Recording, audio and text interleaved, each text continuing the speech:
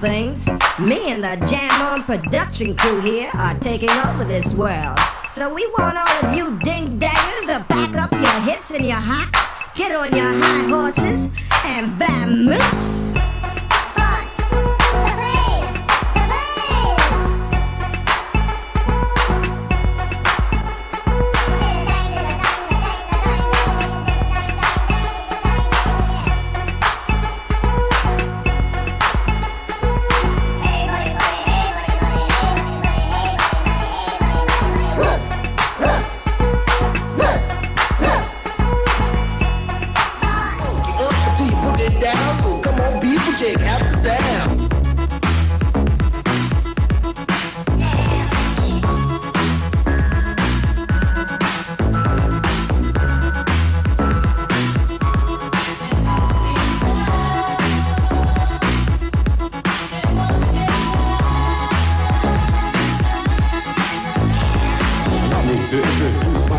My name is Chili B, and I'm a surefire, full-blooded, bonafide, house-rockin' jam on production MC.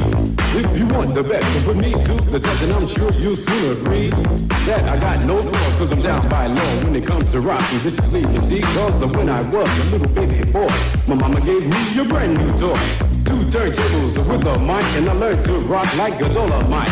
Time went by on this God creation. I knew someday I would rock the nation, so I made up my mind just what to do, and I joined with the Jam On production crew.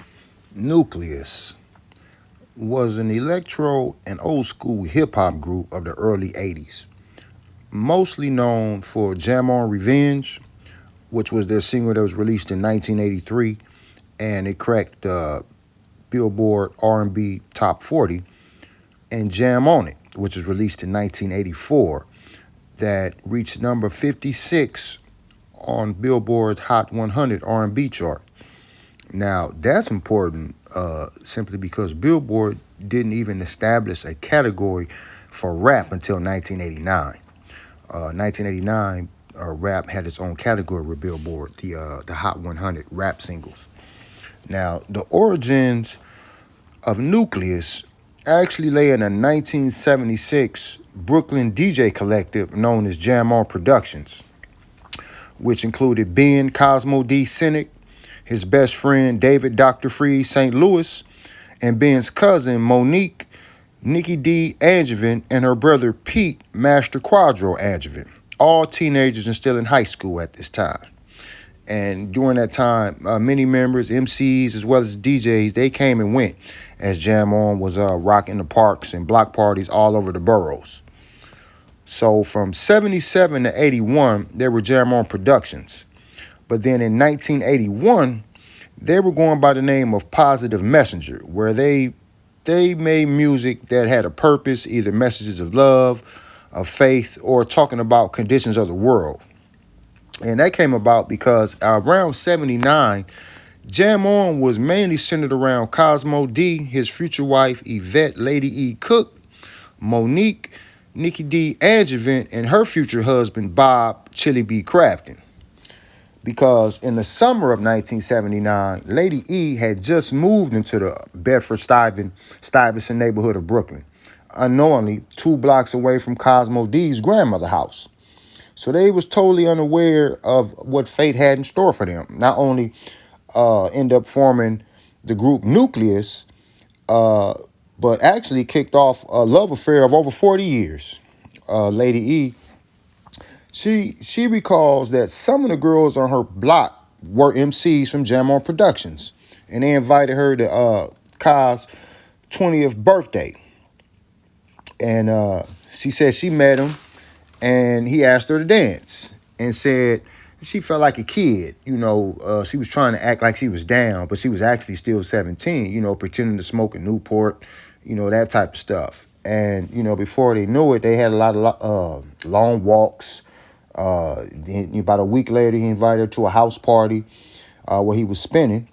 And then, you know, that just led to them establishing a relationship to where they, you know, they realized they had a bond to where she realized she had to let her boyfriend go, and he realized he had to let his girlfriend go. Okay. So in 1980, during her senior year at Manhattan's Fashion Industry High School, while getting off the C train, at the Chauncey Street station, she realized Cosmo D, who was a prolific graffiti writer at the time, had earlier that day hit up a tag on the station that read, "Yvette, will you marry me?" Said it stopped her dead in her tracks. And what was more amazing was that back then, the station cleaners, they were very strict on keeping the walls graffiti free. But they actually let it stay up to fade away. So she ended up seeing that every day for months. Okay. So with that, we have that sort of because they went from Positive Messenger to Nucleus. So with that, they said Cosmo D and Lady E with Nikki D and Chili B, Nucleus was formed, and they came with that name to signify the fact of them bringing their families together. And like I say, mainly it was those four who was pretty much the group was centered around. So here we are now with the origins of the group Nucleus. Now, Nucleus also had breakdancers. Kid Fresh, Lil Ol' Me were some of the primary break dancers. And as I stated before, a lot of their members came and went. But when they released their first song, they had a lot of issues, mainly because their first song was released on Mayhew Records. Mayhew Records ended up selling them to Sunnyview Records.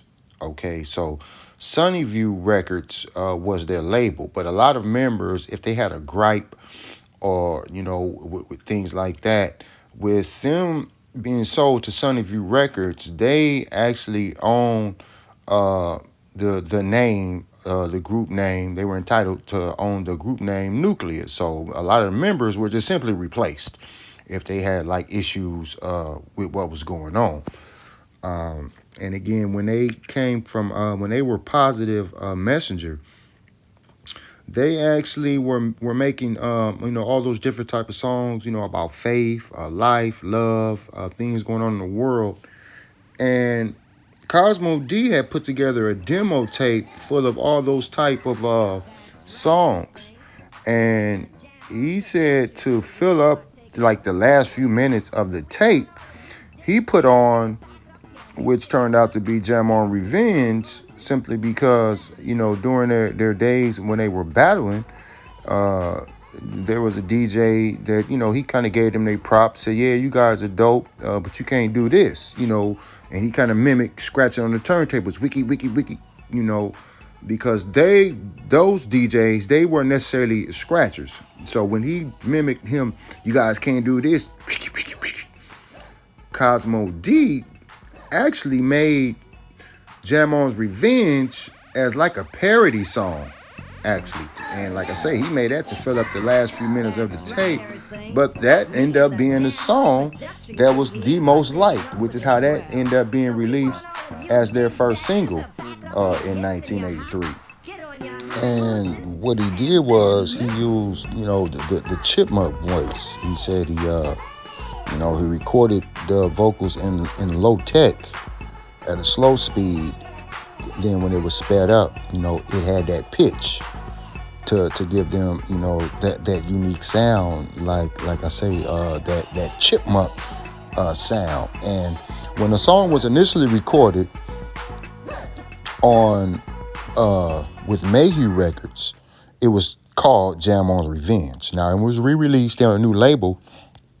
It was kind of, they changed it up a little bit, and it actually called Jam On's Revenge, the Wiki song. Because a lot of times you kind of have to, change the name a little bit or what have you. But yeah, the actual release, the major release, the name had been kind of, remixed up a little bit to call Jam On's Revenge, the Wiki song. Which brings us to one of their more famous songs, the most famous song from them, which would be Jam On It. Now, this and Jam On His Revenge and most of their songs, they They also established themselves as the first hip hop band playing all of the instruments themselves. You know, Nucleus went on to be part of the first hip hop rap big arena tour called the Fresh Festival, where they perform along with Houdini, Fat Boys, Run DMC. Nucleus was the opening act, and those that were around to witness that actually saw when they performed, they actually played the live instruments, and a lot of those recordings, a lot of those performances is attributed to Chili B. Chili B was the bassist of the group, and also he did vocals and produced. But Chili B played those sounds live with a bass guitar, doom doom doom doom doom doom doom doom doom doom on their songs. You know, Chili B was a key member of the group Nucleus. And another thing, you know, one of the elements, they had the same elements in Jam On It as they had in Jam On Revenge, because they label wanted them to record a rap song. So Jam On It, like I say, it had the same elements, it was just in different sequences. It kind of was like the part 2 to Jam On's Revenge, because they needed one with a rap, okay? And Cosmo D, he pretty much prided himself, because back then most MCs had some sort of Superman rap. The most famous was in Rapper's Delight. But instead of the rhymes about Lois Lane, Cosmo D pretty much he prided himself on his rap where Superman was actually thwarted with a record that they had on their turntable called Disco Kryptonite. And like I say, he prides himself on the crew, not exactly highlighting himself, was able to bring down Superman.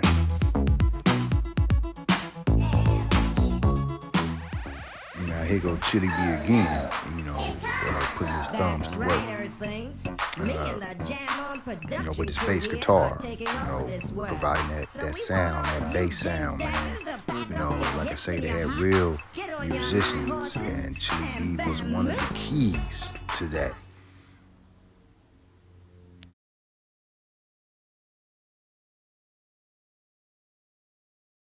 Now, unfortunately, in 2010, February 26th to be exact, Chili B passed away from a stroke.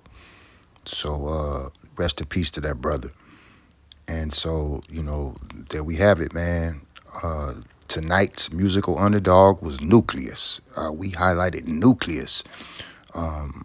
Is who I feel were musical underdogs who had a very pioneering hip-hop career, electro funk career, okay? And if you guys enjoyed this, hit the like button. If you didn't, hit the unlike button. So I know, as what to gauge these episodes in. Hey, man, until then, I'm going to holler at y'all in a minute.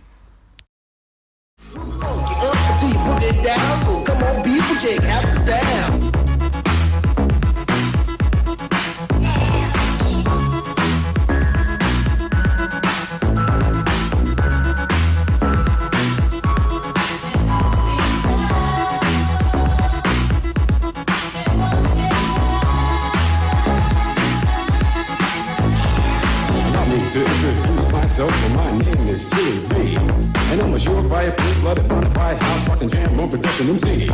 If you want the best, then put me to the test, and I'm sure you'll soon agree that I got no flaws, cause I'm down by law when it comes to rocking viciously. You see, cause when I was a little baby boy, my mama gave me a brand new toy.